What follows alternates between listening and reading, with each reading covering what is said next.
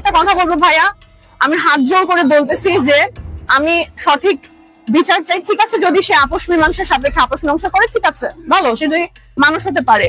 কিন্তু আমি সেটা যদি সেই পর্যন্ত সীমাবদ্ধ, সে যদি তার লেহাজ আমার সাথে না রাখে, আমি অবশ্যই আইনের প্রতি শ্রদ্ধাশীল বিচার চাই। আমি চাই আপনারা সবাই আমার পাশে থাকবেন, সত্যের সাথে থাকবেন, এবং আমি অবশ্যই প্রমাণ সহকারে, প্রমাণ যেহেতু দেখিয়েছি, বাকি আরো অনেক প্রমাণ আছে।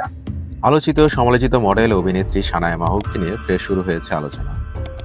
মঙ্গলবার তাকে আদালত চত্বরে দেখা গেলে তার ছবি ও ভিডিও সামাজিক যোগাযোগ মাধ্যমে ছড়িয়ে পড়ে। সেখানে তাকে আগের তুলনায় অনেকটা মোটা দেখায়। বিশেষ করে বুকের অস্বাভাবিক বৃদ্ধি নিয়ে নানা ধরনের ট্রল ও কটাক্ষ শুরু হয় অনলাইনে।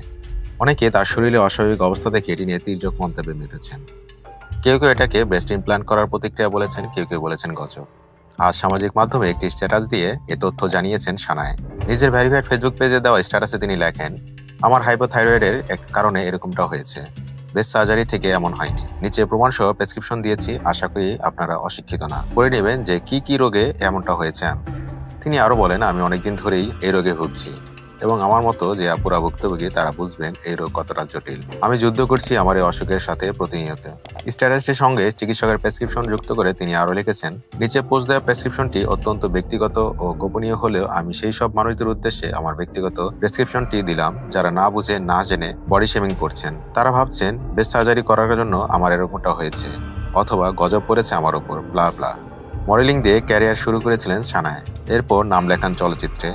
ময়না রীতিকথা ও সুপ্ত আগুন দ্য হিডেন ফায়ার নামে দুটি সিনেমায় কাজ করেছেন তিনি। সেগুলো মুক্তি পায়নি। কয়েকটি আইটেম গানের মিউজিক ভিডিওতে কাজ করেন তিনি। হঠাৎ করে মিডিয়া ছেড়ে দিয়ে সংসারী হয়ে পড়েন সানায়া।